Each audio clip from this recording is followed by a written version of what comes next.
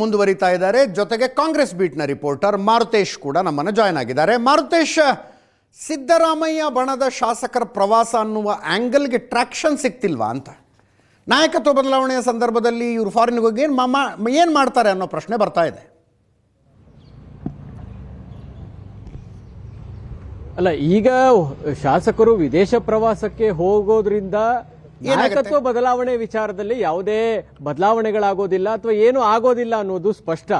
ಆದರೆ ಅಧಿಕಾರ ಹಂಚಿಕೆಯ ವಿಚಾರ ಚರ್ಚೆಗೆ ಬಂದ್ರೆ ಅಥವಾ ಅದೊಂದು ತೀರ್ಮಾನದ ಹಂತಕ್ಕೆ ಬಂದಾಗ ಶಾಸಕರು ಯಾರ ಜೊತೆಗೆ ಇರ್ತಾರೆ, ಯಾರ ವಿಶ್ವಾಸದಲ್ಲಿ ಇದ್ದಾರೆ ಅನ್ನೋದನ್ನ ಈ ಒಂದು ವಿದೇಶ ಪ್ರವಾಸ ಒಂದು ರೀತಿ ಒಂದು ಮಿರರ್ ರೀತಿ ಕಾಣಿಸ್ತಾ ಇದೆ. ಸಿದ್ದರಾಮಯ್ಯ ಅವರನ್ನ ಬೆಂಬಲಿಸುವಂತ ಶಾಸಕರು ಹೆಚ್ಚು ಈ ವಿದೇಶ ಪ್ರವಾಸಕ್ಕೆ ಹೋಗಿದ್ದಾರೆ. ಇನ್ನೂ ಒಂದು ಹೆಜ್ಜೆ ಮುಂದೆ ಹೇಳೋದೇ ಆದ್ರೆ, ಸಿದ್ದರಾಮಯ್ಯ ಆಪ್ತ ಬಣದಲ್ಲಿರ್ತಕ್ಕಂಥ ಸಚಿವರುಗಳು ಕೆಲವರಿಗೆ ಸ್ಪಾನ್ಸರ್ ಮಾಡಿದ್ದಾರೆ. ಯಾರು ಸ್ವಲ್ಪ ಇಲ್ಲ, ಯಾರೋ ಸ್ಪಾನ್ಸರ್ ಮಾಡೋದಕ್ಕೆ ನಾವ್ಯಾಕೆ ವಿದೇಶ ಪ್ರವಾಸಕ್ಕೆ ಹೋಗ್ಬೇಕು, ನಮ್ಮದೇ ದುಡ್ಡಲ್ಲಿ ಹೋಗೋಣ ಅನ್ನೋಂತವರ ಸಂಖ್ಯೆ ಕೂಡ ಈ ಟೀಮ್ ನಲ್ಲಿ ಇದೆ. ಆದ್ರೆ ಕೆಲವರಿಗೆ ಸಿಎಂ ಬಣದ ಆಪ್ತ ಸಚಿವರು ಸ್ಪಾನ್ಸರ್ ಮಾಡಿದ್ದಾರೆ ಅನ್ನೋದು ಕೂಡ ಅಷ್ಟೇ ಸ್ಪಷ್ಟ. ಅಧಿಕಾರ ಹಂಚಿಕೆಯ ತೀರ್ಮಾನಗಳು ಬಂದಾಗ ಶಾಸಕರು ನಮ್ಮ ಜೊತೆಗೆ ಇರ್ತಾರೆ ಅನ್ನುವಂತ ಒಂದು ವಿಶ್ವಾಸ ಇರುತ್ತೆ. ಆ ಕಾರಣಕ್ಕಾಗಿ ಶಾಸಕರನ್ನ ವಿದೇಶ ಪ್ರವಾಸಕ್ಕೆ ಕಳಿಸ್ಕೊಡ್ಲಾಗಿದೆ. ಅದರ ಖರ್ಚು ವೆಚ್ಚಗಳನ್ನು ಕೂಡ ನೋಡ್ಕೊಳ್ಳಲಾಗ್ತಾ ಇದೆ. ಆ ದೃಷ್ಟಿಯಿಂದ ಮಾತ್ರ ಈ ವಿದೇಶ ಪ್ರವಾಸ ಮಹತ್ವನ ಪಡೆದುಕೊಳ್ತಾ ಇದೆ.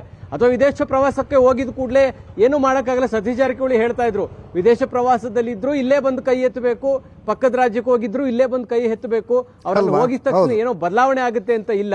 ಆದ್ರೆ ಬದಲಾವಣೆಯ ಸಂದರ್ಭ ಬಂದಾಗ ಶಾಸಕರ ವಿಶ್ವಾಸ ಯಾರ ಜೊತೆಗೆ ಇರುತ್ತೋ ಅಥವಾ ಆ ವಿಶ್ವಾಸವನ್ನ ಗಟ್ಟಿಯಾಗಿ ಅದೇ ರೀತಿ ಮುಂದುವರಿಸಿಕೊಂಡು ಹೋಗೋದ್ರ ಭಾಗವಾಗಿ ಈ ವಿದೇಶ ಪ್ರವಾಸವನ್ನ ನೋಡ್ಲಾಗ್ತಾ ಇದೆ. ಆ ಕಾರಣಕ್ಕಾಗಿ ಇದು ಹೆಚ್ಚು ಚರ್ಚೆಗೂ ಕೂಡ ಒಳಪಡ್ತಾ ಇದೆ. ಬೆಳಗಾವಿ ಅಧಿವೇಶನದ ಸಂದರ್ಭದಲ್ಲಿ ಇದು ಮಾತುಕತೆ ಆರಂಭ ಆಯಿತು. ಬಹುಶಃ ಬೆಳಗಾವಿ ಅಧಿವೇಶನ ನಂತರ ಹೋಗಬೇಕು ಅಂತ ಇತ್ತೋ ಏನೋ. ಬೆಳಗಾವಿ ಅಧಿವೇಶನದ ಸಂದರ್ಭದಲ್ಲಿ ಇದ್ದಂತ ಪರಿಸ್ಥಿತಿ ಏನು, ಬೆಳಗಾವಿ ಅಧಿವೇಶನ ಆಗ್ತಿದ್ದ ಹಾಗೆ ಸಿಎಂ ಡಿಸಿಎಂ ಇಬ್ಬರನ್ನು ಹೈಕಮಾಂಡ್ ಕರೆಸ್ತಾರೆ ಅನ್ನುವಂತಹ ಚರ್ಚೆಗಳು ನಡೆದು ಬಿಟ್ಟಿತ್ತು ಮತ್ತು ಆ ಹಂತಕ್ಕೆ ಹೋಗಿತ್ತು ಪರಿಸ್ಥಿತಿಯೂ ಕೂಡ. ಸೊ ಆಗ ಆಗ್ಲಿಲ್ಲ. ಆಗ ಕಳಿಸಬೇಕು ಅನ್ನುವಂಥ ತೀರ್ಮಾನವನ್ನು ತೆಗೆದುಕೊಂಡಾಗ ಅದನ್ನು ಕಳಿಸದೇ ಇದ್ರೆ ಸರಿ ಹೋಗಲ್ಲ ಅನ್ನುವ ಕಾರಣಕ್ಕಾಗಿ ಈಗ ಅದಕ್ಕೆ ಪ್ಲಾನ್ ಆಗಿ ವಿದೇಶ ಪ್ರವಾಸಕ್ಕೂ ಕೂಡ ಹೋಗಿರ್ಬೋದು. ಯಾವಾಗ ಪ್ಲಾನ್ ಆಗಿತ್ತು ಅನ್ನುವಂಥ ಟೈಮಿಂಗ್ ಕೂಡ ಅತ್ಯಂತ ಮಹತ್ವವನ್ನು ಪಡೆದುಕೊಳ್ತಾ ಇದೆ. ಆ ಕಾರಣಕ್ಕಾಗಿ ಈ ವಿದೇಶ ಪ್ರವಾಸ ಚರ್ಚೆಗೊಳಪಡ್ತಾ ಇದೆ. ಇನ್ನೊಂದು ಏನು ಅಂದ್ರೆ, ಈ ವಿದೇಶ ಪ್ರವಾಸದಲ್ಲಿ ಎಲ್ಲರೂ ಒಂದು ಟೀಮ್ ಅನ್ನ ಮಾಡಿದ್ದು ಯಾರು, ಈ ಟೀಮ್ಗೆ ವೀಸಾ ಕ್ಲಿಯರೆನ್ಸ್ ಇರ್ಬೋದು, ಅವ್ರನ್ನ ಕಲೆಕ್ಟ್ ಮಾಡಿ ಅವರಿಗೆ ಟಿಕೆಟ್ ಮಾಡಿದ್ದಿರ್ಬೋದು, ಇದು ಯಾರು, ಥಾಮಸ್ ಕುಕ್ ಅನ್ನುವಂತ ಒಂದು ಟ್ರಾವೆಲ್ ಏಜೆನ್ಸಿಯ ಸಂಪರ್ಕ ಮಾಡಿ ಯಾರಿಗೂ ಯಾರ ಮಾಹಿತಿಯನ್ನು ಕೊಡದೇ ರೀತಿಯಲ್ಲಿ ಇಷ್ಟು ಗೌಪ್ಯವಾಗಿ ಒಂದು ತಂಡ ಹೋಗುವಂತ ಅನಿವಾರ್ಯತೆ ಏನಿತ್ತು. ಕೆಲವರು ಶಾಸಕರು ಹೇಳ್ತಾ ಇದ್ದಾರೆ, ನಿಮ್ಮನ್ನು ಕರೆದಿದ್ದಾರೆ ಅನ್ನುವಂತ ಪ್ರಶ್ನೆ ಮಾಡಿದಾಗ ಆ ಟೀಮ್ ನಮ್ದಲ್ಲ, ಅದು ಬೇರೆ ಟೀಮ್ ಅಂತ ಹೇಳ್ತಾರೆ.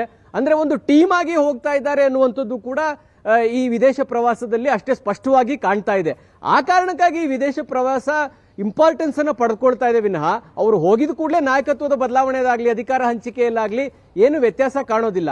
ಆದ್ರೆ ಅಧಿಕಾರ ಹಂಚಿಕೆಯ ಸಂದರ್ಭ ಬಂದಾಗ ಈ ಶಾಸಕರು ಯಾರ ಜೊತೆಗೆ ನಿಲ್ತಾರೆ ಅಥವಾ ಈಗಾಗಲೇ ನಿಂತಿದ್ರೆ ಅದನ್ನು ಉಳಿಸಿಕೊಳ್ಳೋದ್ರ ಭಾಗವಾಗಿಯೂ ಕೂಡ ಈ ವಿದೇಶ ಪ್ರವಾಸವನ್ನ ನೋಡ್ಲಾಗ್ತಾ ಇದೆ. Ajit, yes sir.